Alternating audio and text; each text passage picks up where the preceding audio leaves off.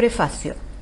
En esta exposición sintética de la historia de la Argentina en el siglo XX no me he propuesto, como suele ser común en este tipo de libros, ni probar una tesis, ni tampoco encontrar aquella causa única y eficiente de un destino nacional singular y poco afortunado. Solo se trata de reconstruir la historia, compleja, contradictoria e irreductible, de una sociedad que sin duda conoció épocas más brillantes, que se encuentra hoy en uno de los puntos más bajos de su decurso, pero cuyo futuro no está, confío, definitivamente cerrado. Las cuestiones en torno a las cuales este texto se organiza, preguntas nacidas de nuestra experiencia angustiada y desconcertada, son solo algunas de las muchas posibles y su explicación da cuenta del voluntario acotamiento que un intento de este tipo requiere. El primer interrogante se refiere al lugar que hoy existe en el mundo para la Argentina, que tan seguramente se ubicó en él hace solo 100 años, y a la organización económica factible para asegurar a nuestra sociedad algunas metas mínimas como un cierto bienestar general, un progreso razonable, una cierta racionalidad. Una pregunta similar se hicieron Alberdi, Sarmiento y quienes hace casi un siglo y medio trazaron el diseño de la Argentina moderna. Pero a diferencia de las circunstancias en que nuestros padres fundadores la formularon, la respuesta no es hoy ni obvia ni evidente. La misma pregunta se enuncia desde una perspectiva más modesta y a la vez mucho menos ilusionada que hace 150 años, pues sois un áurea mediocritas nos parece un destino más que apetecible. El segundo interrogante se refiere a las características, las funciones y los instrumentos que debe tener el Estado para garantizar lo público, regular y racionalizar la economía, asegurar la justicia y mejorar la equidad en la sociedad. Nuevamente, la pregunta traduce en un plano mucho más modesto cuestiones que nuestra sociedad discutió y resolvió de una cierta manera hace quizá medio siglo, proponiendo soluciones que hoy están agotadas o que han sido deliberadamente descartadas, pero sin que otras las hayan reemplazado.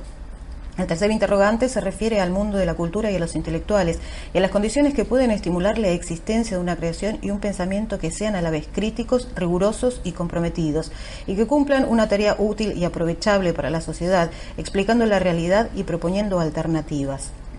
Así ocurrió en la Argentina del centenario, en la efímera experiencia de la década de 1960 o en la más breve aún del ilusionado retorno a la democracia, lo suficientemente cercanas como para recordarnos que tal conjunción no suele ser ni natural ni fácil. Todo ello concluye en las dos cuestiones más angustiantes, aquellas en las que más se advierte que nuestro país está hoy en una encrucijada, la de la sociedad y la de la democracia. ¿Qué posibilidades hay de salvar o reconstruir una sociedad abierta y móvil, no segmentada en mundos aislados, relativamente igualitaria y con oportunidades para todos, fundada en la competitividad, pero también en la solidaridad y la justicia? Todo ello constituyó el legado, hoy mejor apreciado que nunca, que se fue construyendo a lo largo del último siglo y medio y cuyo impulso perdura hasta un momento no demasiado lejano, ubicado quizá 20 años atrás, cuando la tendencia comenzó a quebrarse y a invertir su sentido. Sobre todo, ¿qué características debe tener el sistema político para asegurar la democracia y hacer de ella una práctica con algún sentido social? En este caso, el pasado se nos muestra rico en conflictos, pero no es fácil contabilizar en él demasiados logros, ni siquiera en las épocas de vigencia formal de la democracia, en las que puede percibirse innuque las prácticas que llegaron a la destrucción de un sistema institucional nunca del todo maduro, cuya construcción se nos aparece como la tarea de Sísifo. Quizá por eso el último interrogante es hoy el primero. ¿Cuál es el destino de nuestro sistema republicano y de la tradición que lo alimenta? Volvemos aquí a Sarmiento y Alberdi, a una tarea que un poco ingenuamente considerábamos realizada y cuyos frutos hoy parecen frágiles y vulnerables. Un libro guiado por tales preguntas es a la vez un trabajo de historiador profesional y una reflexión personal sobre el presente. No podría ser de otro modo. Todo intento de reconstrucción histórica parte de las necesidades, las dudas y los interrogantes del presente, procurando que el rigor profesional equilibre la habilidad de la opinión, pero sabiendo que habitualmente la ecuación se desbalancea hacia este último extremo, cuanto más cercano está el tema a la experiencia de quien lo trata. En verdad, escribir este texto me ha llevado en buena parte a alejarme de un estilo de trabajo más habitual y a sumergirme en mi propia historia y en mi experiencia de un pasado aún vivo. Tuve una primera comprobación de esto al intentar aprovechar los materiales usados hace 20 años, cuando trabajando con Alejandro Rothman esbocé un esquema de la historia argentina y descubrir que poco de ello me era útil hoy. Las preguntas de entonces apuntaban a explicar las raíces de la dependencia y sus efectos en las deformaciones de la economía y de la sociedad. Las cuestiones relativas a la democracia y a la república no nos parecían relevantes y en general la política aparecía apenas como un reflejo de aquellas condiciones estructurales o por el contrario, como el lugar no condicionado donde con voluntad y poder tales condiciones podían ser cambiadas, pues en la conciencia colectiva de entonces la percepción de la dependencia se complementaba con la búsqueda de algún tipo de liberación. Se trata, me parece, de un buen ejemplo de lo que es un tópico de nuestro oficio. La conciencia histórica guía el saber histórico. Este puede controlarla, someterla a la prueba del rigor, pero no ignorarla. En periodos anteriores, probablemente el eje de una reconstrucción histórica de este tipo habría sido puesto en la justicia social y la independencia económica. Más atrás aún, en el progreso y en la modernización social, o aún en la constitución del Estado y la nación.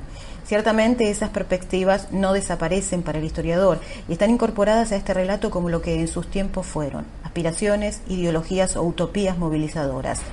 Los problemas a que se referían están también presentes en las preguntas de hoy, pero el orden, los encadenamientos y los acentos son diferentes, como lo atestiguan las preguntas que organizan este texto, pues el mundo en que vivimos, cuyos rasgos definitivos apenas vislumbramos, es radicalmente distinto, no solo del de hace 100 o 50 años, sino del de apenas 20 años atrás. Suele decirse que quien escribe piensa implícita o explícitamente en un lector.